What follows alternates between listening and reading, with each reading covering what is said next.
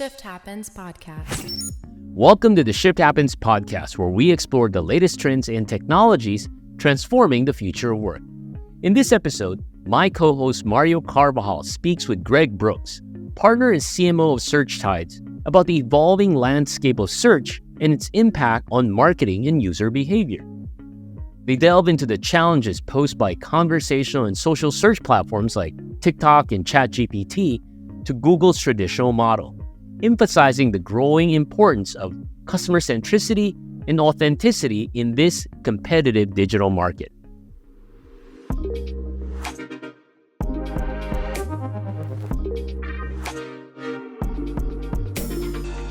So first off, I just want to welcome our listeners to another podcast episode of Shift Happens. So Greg, Shift Happens for us has been an opportunity to talk about, the shifts that occur, not just in the industry, but that impact, the experiences we have as we engage with technology as well as with each other. And I had the opportunity to also hear a little bit of some of the work that you do, and super interested and looking forward to this conversation. So thank you so much for joining us, Greg. Oh, thanks for having me, Mario. It's a pleasure to be here. Shift does happen. What a great name, by the way. What a great name. Oh, thank you. Thank you. And it's one of those things that I think it's at the center of so many things. So before we begin, for our listeners, Greg Brooks is CMO at SearchTides. So why don't you just give us, in your own words, what are you guys doing at SearchTides? Yeah, SearchTides is we used to be focused exclusively on just SEO, and we're in an agency capacity. We've now expanded beyond just SEO into AI optimization, the future of search hubs, and really revenue generation that will take us into the new era of what we feel is the internet. And we talk about it all the time on shows like this, on our newsletter, on our socials, but I'm very excited to speak about it today. Fantastic. I'm sure will maintain this connection. As you can imagine, we do quite a bit of work here at AvePoint. So I hope to learn a lot, not on this conversation, but also others. But before we begin, so one thing we like to do here is start off our podcast with the soundtrack of Shift. And so I'm curious as to currently what song resonates with you that really embodies this idea of shift.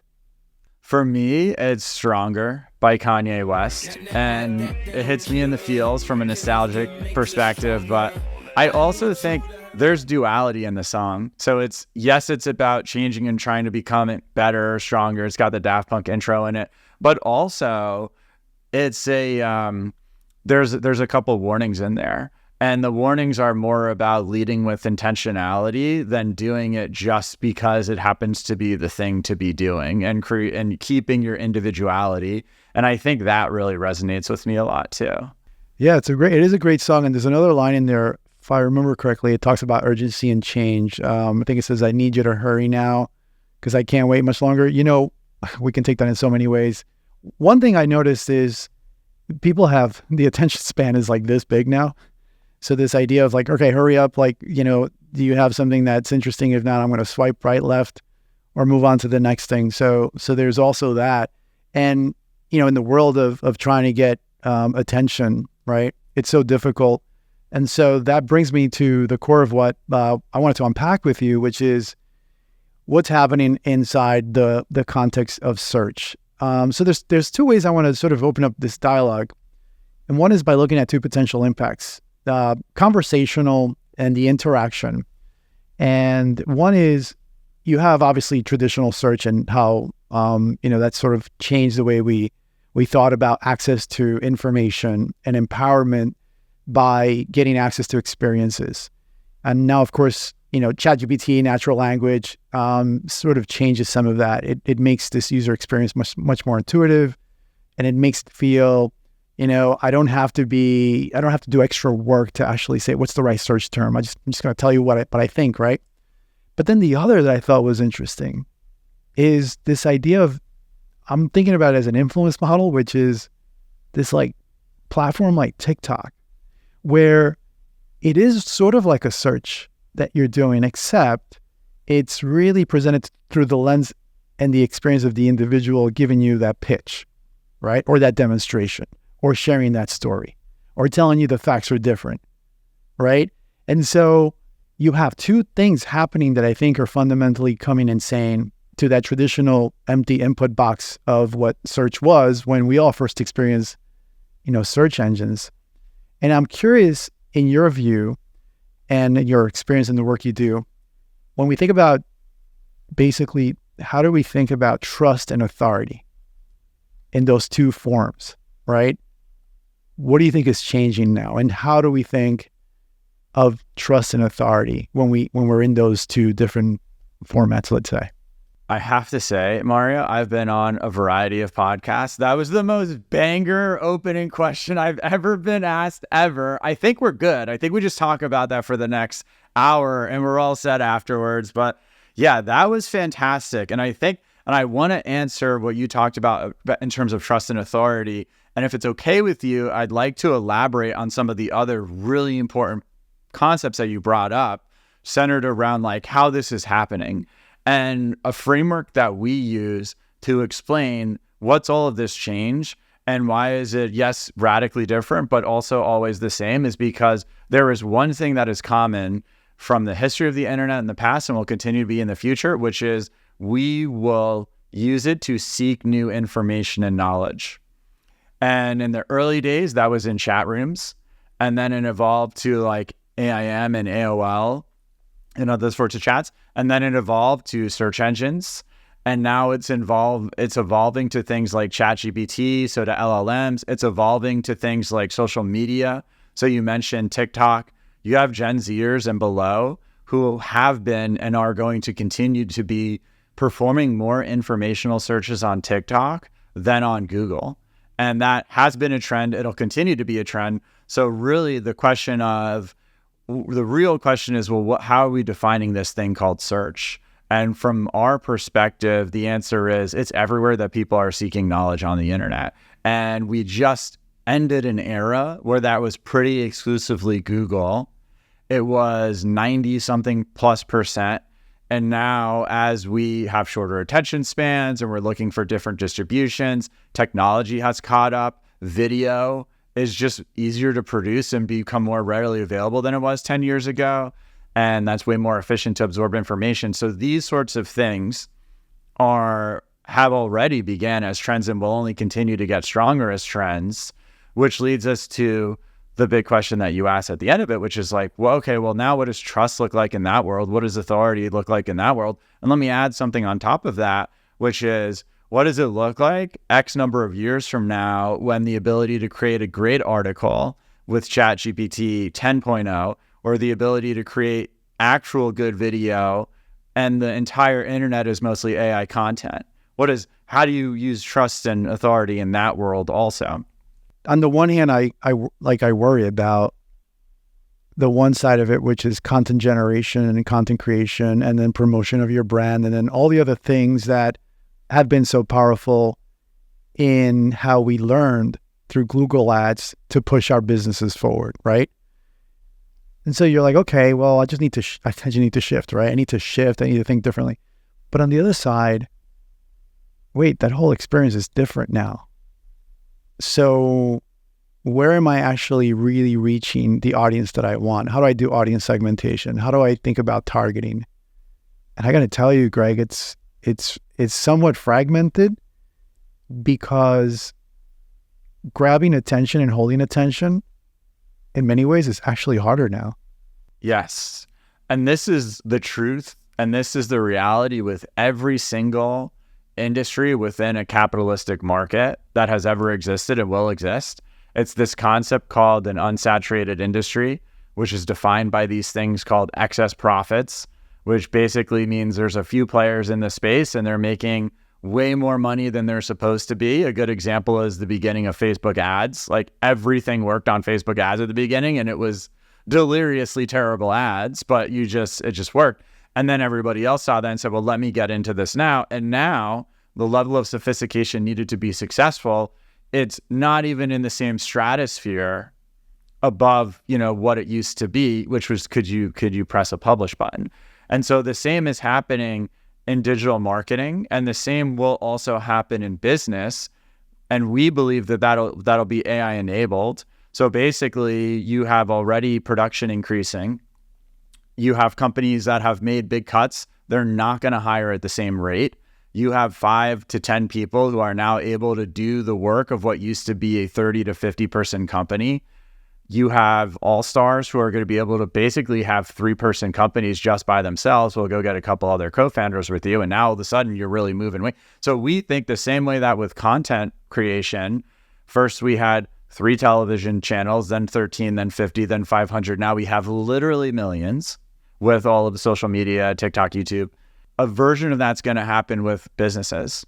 We're just going to have a lot more businesses, and we're going to have a lot more consumer choice as a result. So to answer your question, you keep asking these questions. I provide like 7 minutes of context, and then I'm like, here's my 2-sentence answer to your actual question. So yeah, my bad on that. But yeah, so to answer your question, how do you actually survive and thrive, even better, thrive in that world of tomorrow?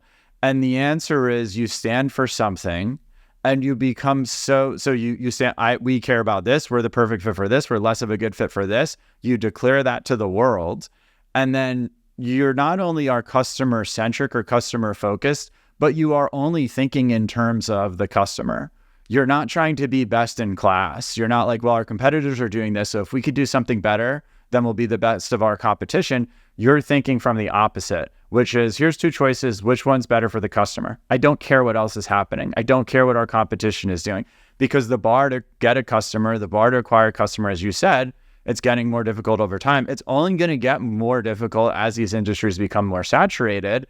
So we simply must do better. Well, what does that actually look like? Actually caring about the customer, actually prioritizing them, actually not trying to stand for everything, but standing for your own values and your own culture at your company. And then you express those things, knowing where your customer is at. So they're on these 3 social media sites and they aren't over here. So I'm going to be over here instead.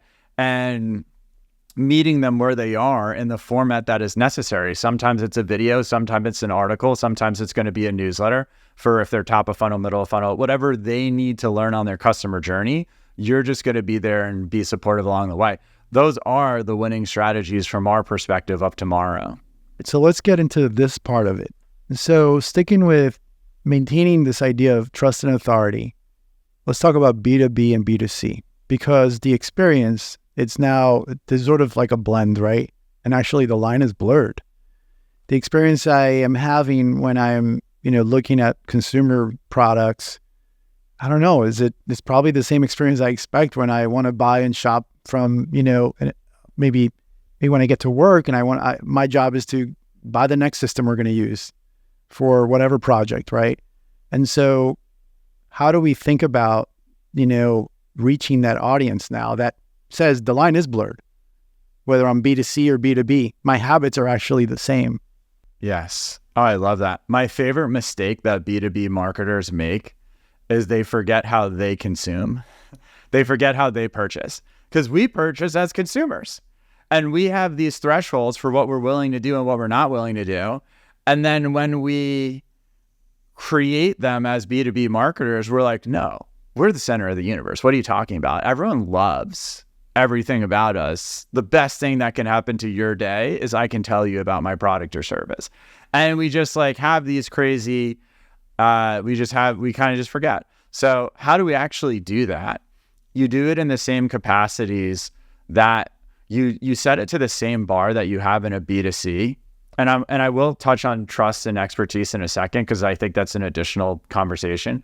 You set to the same standards that you do with B2C, and you acknowledge the fact that you typically have a longer lead time, a longer nurturing time. So it's not an either or. I think B2B in the past was kind of like, if I could describe one core phase that it was just a bunch of sales dudes following up with you for 9 months until it was time for you to make your budget. And you're like, well, this person followed up with me more than these other people, so maybe I will just use this product. And that was like the manipulation. I don't mean that negatively. That was the way that a company could win compared to another. Now you still need that follow-up. You need it in a more programmable fashion. Yes, you still need the person-to-person, but you have to do it to a brand standard and an experience standard that a B2C company is able to do it to. Yeah, I agree. I think customer success and organizations in the B2B landscape that emphasize and prioritize customer success experience, see great results in renewal rates and avoiding churn. So that is a very good point. When it comes to, back to the way B2B also shoppers are, there's also a process of consensus buying, right? Because you also have, your own sort of fears. How, is this going to be something that I get hit for later if the, system doesn't work, right? If I endorse this person or this purchase. And so, in a consumer world, it's, I like the product, I buy for myself. If it's, it doesn't work for me, then all right, fine, it was my loss and I move on. Inside of the work setting, you have this sort of consciousness that tells you you're going to be measured and graded and, really evaluated based on your decision making. And that in part is part of that buying process for many, many folks. So it comes back to this trust and authority, which is why I wonder, if we go back to this idea of what Google did very well at the beginning, it was let's build this fabric of trust with links, right? That was really the glue. It's like, well, how do I know this search term is good? I don't know. A lot of people link to it. It must be the one. This is the one. This is the authority. And so now what is the authority? When I hear that person on TikTok telling me over another video, let me tell you what they're really telling you. And so it's like, well, you're going to interpret for me what the other person, it's really comical, but it's a level of influence that we can overlook in the way, folks are going to walk into the workforce and say, well, I kind of, spend most of my time on TikTok. And so I'm sort of influenced by the way I think of information, I consume information. And so my decision-making in many ways is framed by that. So how do they come in and what can we do to actually continue to create this trust and authority? So it's a really crazy blend that's occurring right now. Yes. No, and I haven't heard a lot of people are, and I mean this seriously, like most people are not articulating it in the way that you are. And I agree with how you're talking about it, because most of the time we look at problems and we're just like, well, how do we solve the problem? And in this particular instance, it's not precise to do it because there's like 3 or 5 nuanced things that are happening and they are under the same umbrella, but they get solved individually. So let's talk trust and authority. So conventionally, actually, I guess now we'll call it historically, trust and authority was based off of third-party endorsements on Google. And that's exactly what you just said. It's links. And then we started to see a shift in authorship being the thing that's going to be what is based off of trust and authority. And where we're at today is we have a blend of those. So the website has to have the authority and the trustworthiness, and then the authorship profiles also have to be, validated. You have to be, quote, an expert, quote, have experience, all that sort of good stuff. And then that exists for websites. What does it look like on social media? And the reality speaks a lot deeper into human psychology, which is truth is whatever you decide it is. So in terms of how do you convince someone of your viewpoint, you simply put your viewpoint out there over and over in different ways, and in ways where if somebody looks at it and hears it, they can tell that you are genuinely trying to help or be beneficial, as opposed to doing something for your own secondary purpose. And then you simply repeat that over and over. The same way that content is helpful, like Google has Google's content helpfulness, that also exists in the ethos of content itself. If I'm posting stuff on TikTok, am I actually being helpful? Am I coming with research or evidence to back me up? If I'm making a video that's absolutely sauteing somebody else's video, that's cool. But I also should have it go beyond just my opinion and go to objectivity. And then if I just keep doing that over and over again, you will eventually get someone on board with your belief systems. And it won't happen 100% of the time. Maybe it only happens 12 or 25 or 50 or whatever the number is. Then that process repeats for buying, for insider buying. And so that's why we go back to the connectedness in this is understanding your audience so well that these 3 or 4 prototypes of folks are the types of people I'm going to need to buy into, and they need to be exposed to different type of content. But again, back in the day, it was a salesperson sending over like a 1-pager or PDF.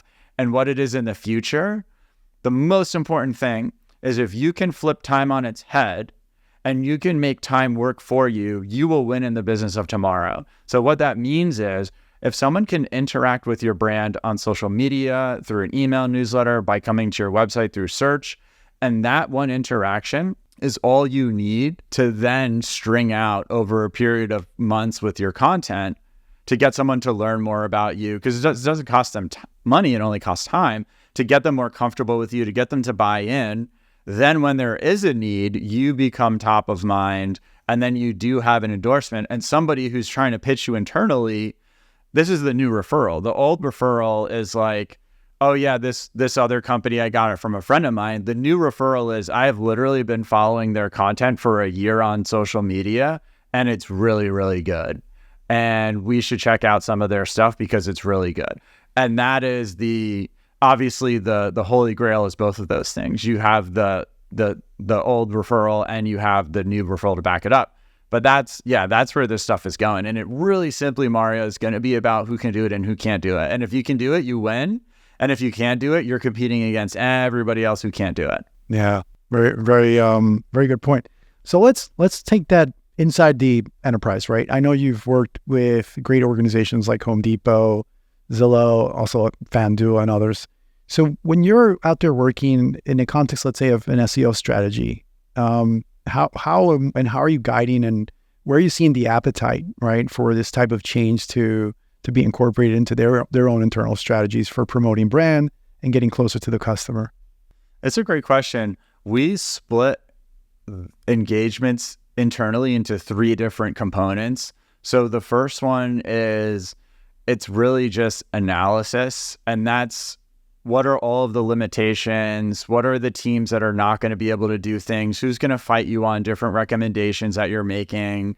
Take up all of that data, which has nothing to do with search or anything else, and then combine that with your actual analysis. Okay, what are the actual problems here? If we do like an impact and effort analysis, what is the biggest impact, lowest effort, and so on and so forth. And then that creates the second phase, which is strategy. Okay, what are we actually going to recommend, in what order, and why are we going to do it? And then internally at SearchTides, we have a whole third phase, which is just called implementation.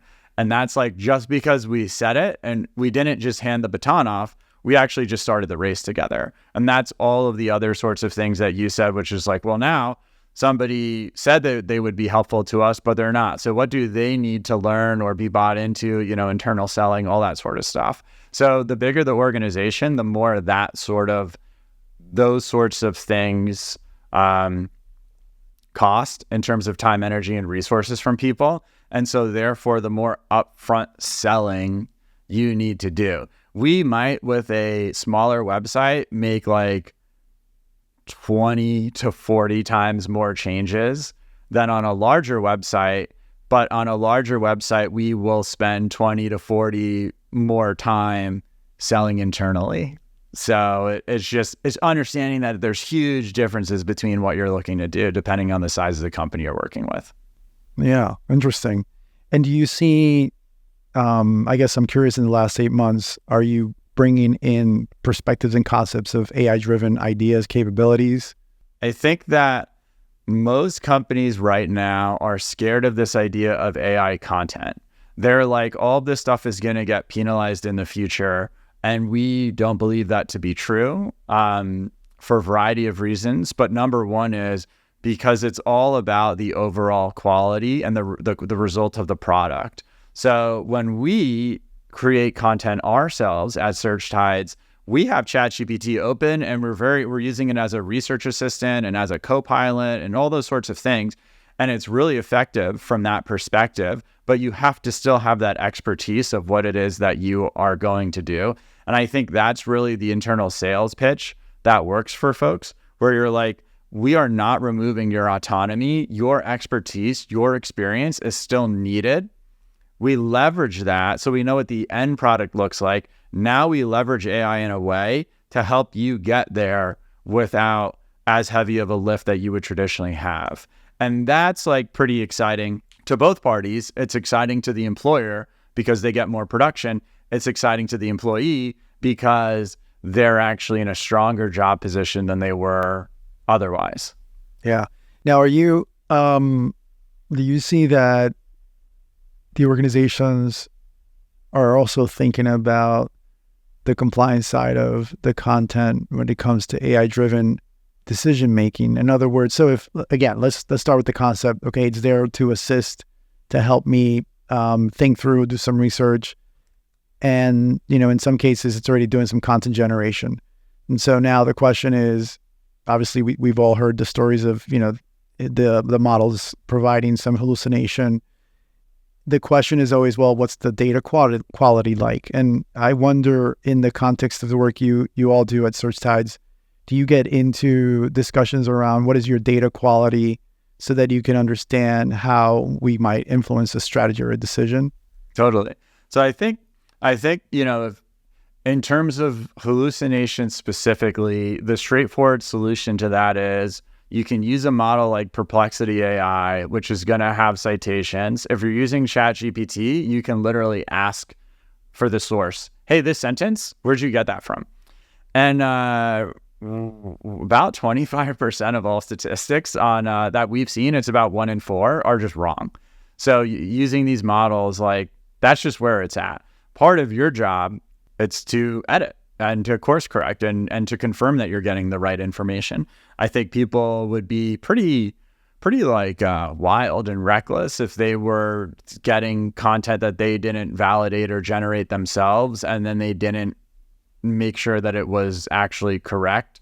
So, but again, it's just the jobs and the weights of what you're doing are shifting. So maybe I wasn't really spending any time on data validation in the past as a content creator because I was always doing that as part of my research phase. Now that my research phase is so much less because I can ask ChatGPT to come up with all the subtopics of the top 5 articles, or to analyze a video and tell me all the components of it, or where I can add in more experience or expertise, or can you go get some of these stats and facts? So now I'm saving on that research time, and so I'm reallocating some of it to my validation time. Interesting. What about the notion of regulation? Does that at all, come up? And curious as to, within the organizations you've worked, how do they think about regulation on AI? I think that I will only speak as my unendorsed self on this one. I'm not worried about it. I think that all of the legal conversations all come down to deciding where the line is and it being very arbitrary. And on one side of the line, you have musicians that say that their favorite, they name their bands that were their like inspiration. And then you listen to their songs again and you're like, oh, there's actually like a lot of Beatles in this song that I didn't realize that it was, and it's from a band 30 years later. So where's the line on what is inspiration or data feeding? And I think right now the courts are pretty clear, which is like, if you have something that is non-public, aka it's behind a paywall or something like that, like, you don't get access to it. That's why New York Times sued ChatGPT, and they'll probably win. That's also why, like, I don't know that that like a public video on YouTube will ever be unable to be part of somebody's data model, but I bet a private one is going to be unable to be. So it's just like, it's where we gain information as human beings. That seems totally fine. And now the question with AI is, well, now if you can gain information as 1,000 human beings instead of 1, does that actually change the process? Or is it more like, wow, this is actually just a new era? I think it's more so going to be a new era. I think legal is going to end with public and non-public information. And that's going to just be governed by, like, is it accessible to a search engine? If it's not accessible to a search engine, then like it can't be accessible to your model. And if you get told that you can't build a model with it, but the users of that are further away from it. So I used to be a professional poker player, and I used to play in New York games and play in like underground games. The games themselves were not legal if there was a rake playing in those games was always allowed. There's nothing illegal about playing in those games. So I think it's the same thing. Using these models will almost never have any, like, I doubt there's ever going to be any issues. The litigation's going to occur at a model level, like, hey, where'd you get your data from? One last maybe point, and this one we can probably do like 2 hours on this, but I'm just curious, top level mind ideas or thoughts you have on how content creation changes now with AI. I mean, it ties back to what we previously talked about, this idea of, well, do I trust it? But disconnecting from that, just in general, content creation, and then of course, content is king, right? We heard that phrase for a while, but is it really king if we can't validate it? So I'm just curious, how do content creators need to think about this era that we're going through, or this sort of, AI revolution? At SearchTides, we have a triangle with 3 blocks on it that describes the situation. And we're currently at the influence era. We came from the foundational era. We're at an influence era. And we believe the next era, which is ironic because it's going to have almost all AI content, we're calling it the human era. And to do that, it's all about your human experience and your human expertise. And so I will attempt to bypass a 2-hour conversation with a 30-second analogy. If I go to a pharmacist and I ask for this prescription to get filled, the pharmacist can say to me, you know what, there's a generic version available for 10% of the cost. Why don't you just use that? That's the pharmacist using their expertise. If I go to the pharmacist and say, hey, I have this prescription, can you fill it for me? The pharmacist might say to me, I can, but every time that happens, every time I fill it, nothing good happens. The person comes back, I give them this other thing instead, and it works perfectly. You should just take that. That's the pharmacist using their experience. So what is going to change in the future of content is the bar is going to be raised. If you are someone who is simply talking about a topic that you kind of know about and you don't know that much about, like, yeah, you're going to get eaten alive because you won't be at a high enough level for the algorithms, whether it's a search or chat or social, they won't recognize you. But if you are an expert and you do have that experience and you can bring your human essence out, you will get that recognition, because no one is excited about the idea of learning about things that might be wrong or might be manipulative. So like everyone wants the same thing, which is to avoid that from happening. Well, how do you avoid that from happening? You talk about your human experience, which can't be invalidated because it's you. It's what you're living. It's what you've been through. It's what you've learned. And I think that is probably that's kind of like our North Star. Yeah, there's like some poetry in that, because it goes back to the individual, right? More value creation for the individual. So instead of fearing the change, we should be looking forward to this change. It's an empowerment for all of us to be, valued greater for what we do, for what we experience, and what we can share. Very insightful. Shift Happens Podcast. Shift Happens Podcast. Last question is always on what 2 tips would you give our listeners on some of the topics that we've mentioned that come to mind? I think tip number 1 is raise your standards. So like in order to be successful, you will need to be better than whatever is considered good tomorrow, which is typically going to be considered great or amazing today. So raising your standards, and where you would do that from, start with the customer. How do you create a better experience for the customer? How do you create a more authentic experience for the customer? The second tip is it's really to spend time using new technologies, because the worst thing that happens is that you learned what you are not interested in or you don't want to do a certain way, which is like typically how we learn about relationships. We start dating people we've never dated people, then we're like, oh my goodness, okay, never again of that. I don't want any more of that, but I have no idea what I want. And so that's your worst case scenario. Your best case scenario is you have something that changes the trajectory of what you're able to do for the rest of your life. And it's just like, the payoff versus the risk there is just insane. All right. That's a good place for us to stop. Greg, it's been amazing chat. I'm looking forward to our next chat. Thanks so much for spending time with us today. Thanks for having me on, Mario. And to shill for a second here, you can catch up with us at SearchTides.com. Sign up for our newsletter, on socials, on LinkedIn, and on YouTube on SearchTides as well. Follow along. We love talking about this stuff. I had such a great conversation with you, Mario. Thanks so much for having me on. Thank you. Shift Happens Podcast. Thanks for listening. It's clear that the landscape of search is evolving rapidly, transforming marketing strategies and user behavior. Greg shed light on how platforms like TikTok and ChatGPT are reshaping the way we seek and trust information, emphasizing the growing preference for video and natural language. We've also explored the critical role of customer centricity and individuality within the competitive digital market of tomorrow.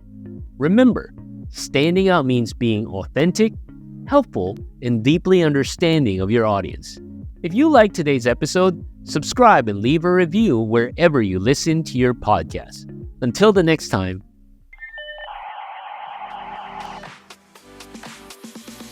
Shift Happens Podcast. Shift Happens Podcast.